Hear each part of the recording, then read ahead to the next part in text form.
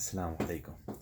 So in the Quran, when we're told that Allah ordered the angels and Iblis to make sujood to Adam, so he said, وَإِذْ قُلْنَا لِلْمَلَائِكَةِ اسْجُدُوا لِآدَمَ فَسَجَدُوا إِلَّا إِبْلِيسَ أَبَى وَاسْتَكْبَرَ وَكَانَ مِنَ الْكَافِرِينَ.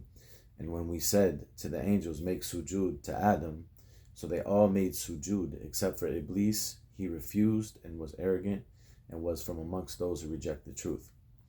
Now, sujood is often translated as prostrate, and because we think of prostration as the physical act of putting our heads on the ground, a question that often comes up in this context is, how is it that they were told to make sujood? We think of prostration, bowing, which we think of only being for Allah.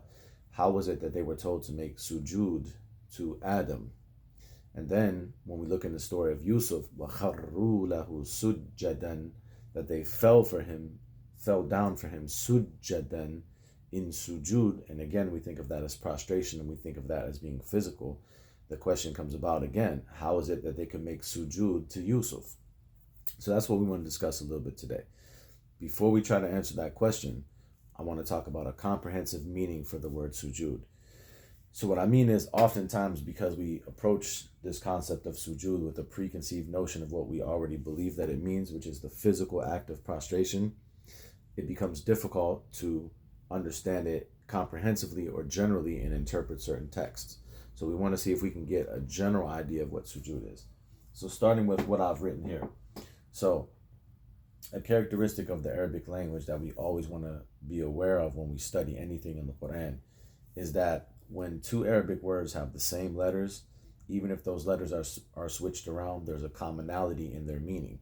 This is a really beautiful characteristic of the Arabic language that helps us to deepen our knowledge and our understanding of any word that we're studying.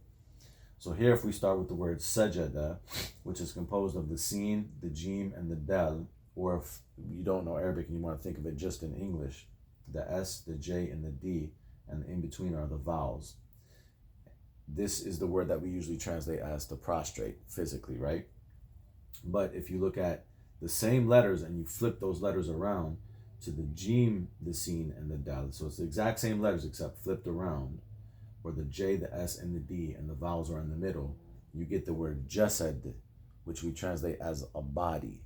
So why is the word that we usually think of as prostrate, why does it have the same letters as the word jasad for body but switched around?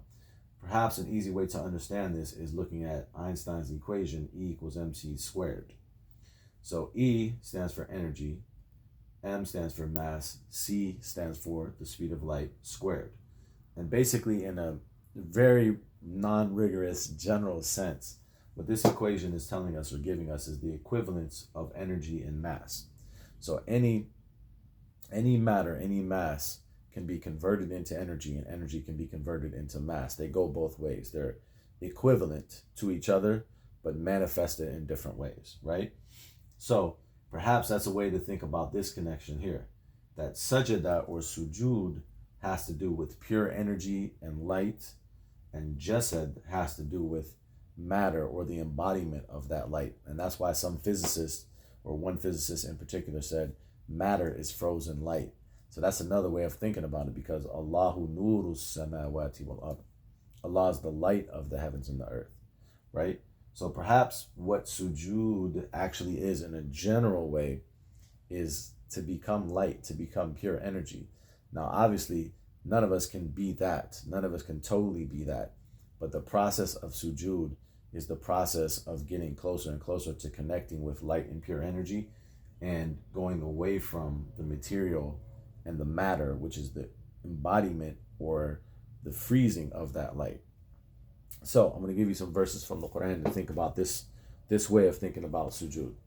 So number one, if we go to verse or chapter 13, verse 15. So Surah Ar-Ra'd, verse 15.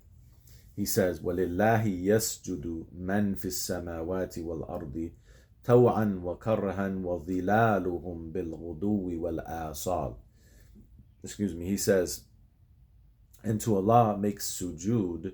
So I want to just keep using the word sujud instead of translating it like as prostrate, because I think that word that English word has a lot of connotations. So we're just going to use the word sujud and try to think of a comprehensive way of thinking about it.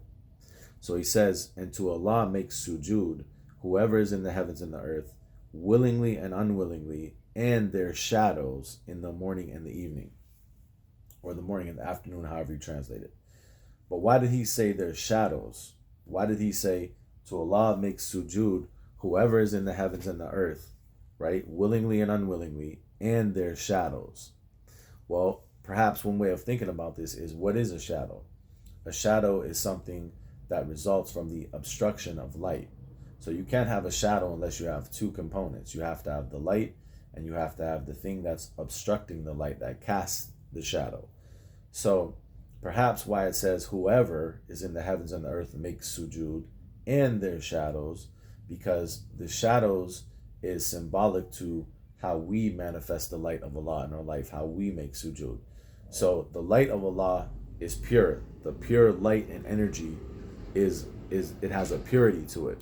But when it interacts with us as vessels to manifest that light of Allah in this world, it only can manifest in shadows because we filter it and we obstruct it to some degree, right? Because a shadow is a mixture of light and darkness. It's not total darkness because some photons can get through, but it casts a shadow because there's an obstruction of the light. So there's a mixture there, and each one of us is a shadow of the light of Allah. Each one of us has a mixture of light and darkness. None of us is totally purely light, and none of us is totally purely darkness. We have a mixture. And Allah tells us, Allahu waliyyu alladhina amanu yukhrijuhum min adh-dhulumati ila an-nur. Allah is the wali. He is the supporter, the helper, the friend, the guide of those who have believed. He extracts them, yukhrijuhum min adh-dhulumati, from many forms of darkness, ila nur, towards the light. From many forms of darkness. The word for darkness in the Quran is always plural, adh-dhulumat, ila nur, to one singular light. So the process of sujud is the process of us being extracted or leaving from many forms of darkness towards the one singularity of light that interconnects everything, the interconnecting of all of the light and energy of the entire universe. We're trying to make sujud to connect with all that. Perhaps that's one way of thinking about it. And one way that we do that is by the study of the book, because in another verse he says, Kitabun anzalnahu ilayka كتاب أنزلناه إليك لتخرج الناس من الظلمات إلى النور بإذن ربهم. A book which we have sent down to you, that you may extract and take people from many forms of darkness to one light by the permission of their Lord. So a book which we sent down to you so that you may take. So in one verse, he says Allah is the one who takes those who have believed from many forms of darkness to one singularity of light and energy. But in this verse I just quoted, he says, it's a book which we sent down to you so that you may take people from many forms of darkness to light, but by the permission of their Lord. So it's by the permission of their Lord. But how does Allah take us from darkness to light? It could be a lot of different ways, but one way is through the medium of us, people who reflect that light in life and help to take people from darkness to light. And you see the example of the one who Allah talks about was dead and he brought to life, and he refers to him as being given light. So he says, أَوَمَنْ كَانَ مَيْتًا فَأَحْيَيْنَاهُ وَجَعَلْنَا لَهُ نُورًا يَمْشِي بِهِ فِي النَّاسِ كَمَنْ مَثَلُهُ فِي الظُّلُمَاتِ لَيْسَ بِخَارِجٍ مِنْهَا. He said, is then the one who was dead and we brought him to life, and we made for him a light by which he walks amongst people, is he like the one who is in many forms of darkness and will not come out from it? So notice that the one that was dead and Allah gave him life, the characteristic, and he made for him a light. The characteristic that he mentioned from that is yamshi bihi fin nas. He walks amongst people with it. So we are embodiments of the light of Allah. We walk with that light amongst people. And therefore, by the teachings of the book, we help to take people from many forms of darkness to light. So perhaps that's an overarching or a general way to think about what we're doing in sujud. we're trying to move away from the material aspect of life to the aspect of spirit and light and energy. So perhaps that's why in 13:15 he references the shadows. Now, to further support this, so that's 13:15, he references to Allah makes sujud, whoever is in the heavens and the earth, willingly and unwillingly, and their shadows. But if you go to verse 16, what does he say? The very next verse. He says, قُلْ مَنْ رَبُّ السَّمَاوَاتِ وَالْأَرْضِ قُلِ اللَّهِ. Say, who is the Lord of the heavens and the earth? Say, Allah. قُلْ, say, أَفَاتَّخَذْتُم مِّن دُونِهِ أَوْلِيَاءَ. Say, then do you take besides him any friends, supporters, or helpers? لَا يَمْلِكُونَ لِأَنفُسِهِمْ نَفْعًا وَلَا ضَرًّا.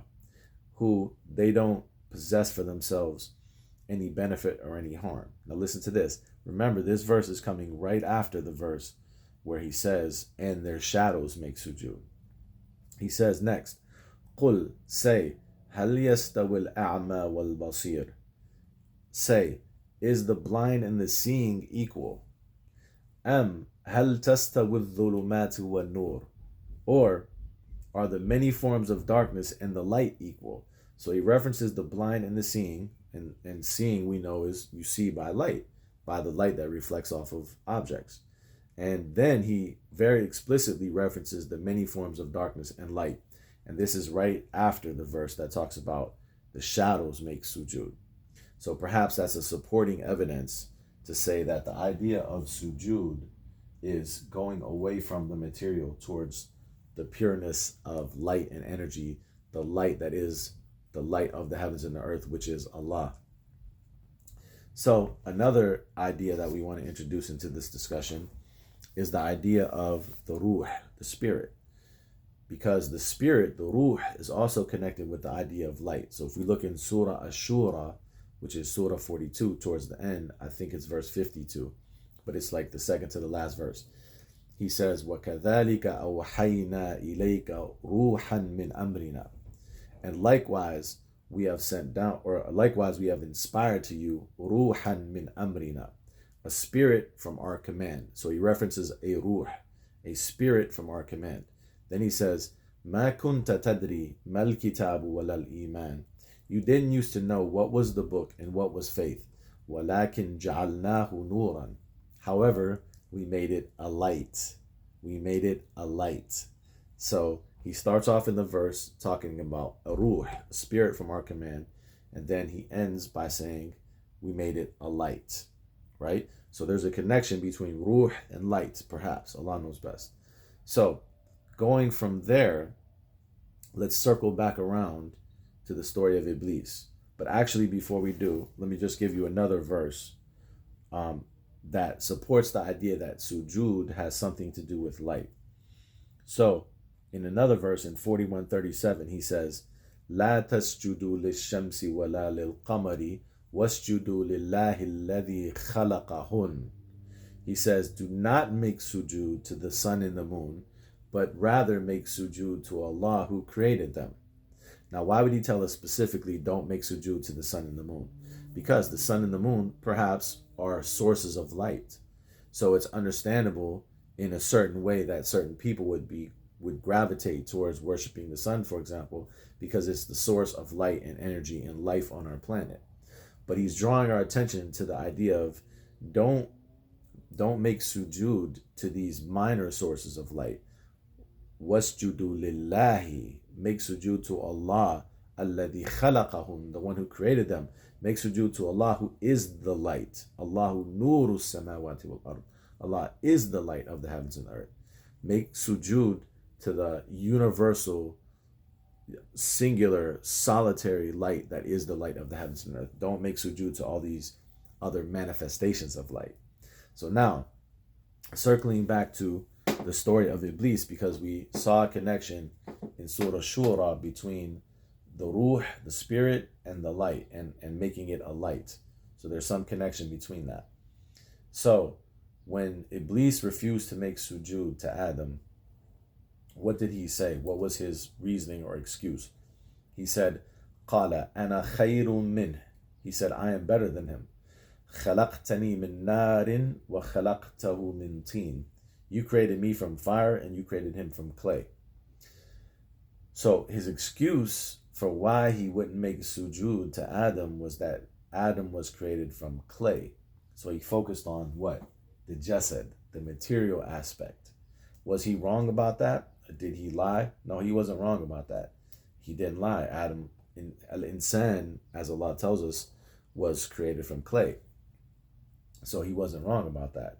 However, it wasn't the whole truth, because Allah also tells us about the creation of al-insan, وَنَفَخَ فِيهِ مِنْ رُوحِهِ. He blew in him from his spirit, from his ruh. So the ruh of Allah, the spirit of Allah, and perhaps there's a connection there to the light of Allah, or the light that is Allah, is also a part of this creation of the human being. He has the part of energy, the light, and he also has the part of matter and mass, right? So Iblis, what Iblis did was he focused on the matter and the mass, the jasad. He didn't focus on the ruh, the energy and the light of Allah present within each human being, present within the human being that was created. So the sujud perhaps was not supposed to be directed to the material. It wasn't about the material of the human being and who the human being was. It was about the divine spark that existed within that human being. So the sujud was not even perhaps for the human being or for Adam himself. It was for the ruh, or the spirit, or the energy, or the light of Allah, the divine spark that exists within that human being. And perhaps we can apply this same reasoning to the story of Yusuf. Because in the story of Yusuf, although at the end it says, وَخَرُّوا لَهُ سُجَّدًا, they fell in sujud, right? But if we look in the story of Yusuf, we find words used with Yusuf that are very similar to the word ruh. Not exactly the same, but very similar. So for example, Yaqub says, his father Yaqub says, Inni la ajidu riha Yusuf. I sense or find the rih of Yusuf. And oftentimes people translate this as meaning like the smell of Yusuf, the rih, because the rih could mean wind. But if you look in the Quran, rih is also used to mean power and like energy. Because in one verse he tells us, وَلَا تَنَازَعُوا فَتَفْشَلُوا وَتَذْهَبَ رِيحُكُمْ. He says, do not dispute with one another, lest you lose heart and your power, your rih, وَتَذْهَبَ رِيحُكُمْ, your power will depart. But the word for power here is rih, which is literally wind. And that's very similar. It's from the same root word as the word ruh, which is spirit. And also, when Yaqub was telling his sons to go and look for Yusuf and his brother, he told them, وَلَا تَيْأَسُوا مِنْ رَوْحِ اللَّهِ. Don't despair of the rawh of Allah. And the word rawh, oftentimes they translate it as mercy, but rawh in Arabic can also be, as Ibn Fadis points out, nasimur rih is the gentle breeze. But notice it's very similar to the word ruh. It has the same root letters. So Yusuf is mentioned with him, rawh and rih, and he had sujud for him. And Adam is mentioned with him, or al-insan, the human being, is mentioned that the ruh, part of min ruhi, part of my ruh, was blown into him, and the ruh is connected to light. So perhaps the idea is that the sujud wasn't really for Adam or for al-insan, the human being, as a material entity, but it was for the divine spark in that human being. And in that regard, perhaps that's something that continues amongst us as human beings. Maybe that's the point of the story. Maybe that's one of the lessons of the story, is the sujud that exists between us as human beings, not to each other as human beings. See, because when we go to the idea of sujud with a preconceived notion that we think it means to prostrate to someone, and then a person would hear me saying that and say, well, are you saying we can prostrate to each other as human beings? No, I'm not saying as matter, as human beings, but the sujud, perhaps the sujud to Adam and the sujud to Yusuf, teaches us an attitude towards all human beings, and that is the sujud to the divine within them. And that is something that allows us to go beyond the material aspect of any human being, how they look, the wealth that they have, where they're from, their ethnicity, anything like that. And it allows us to focus on the divine ruh that is a part of all human beings, and to be drawn towards that light in them, the pure energy and light in them, as opposed to the matter. And this goes with another verse, وَلَقَدْ كَرَّمْنَا بَنِي آدَمَ. We have indeed honored the children of Adam, the human beings. And to close, perhaps that there's a connection there in some philosophies where they say namaste.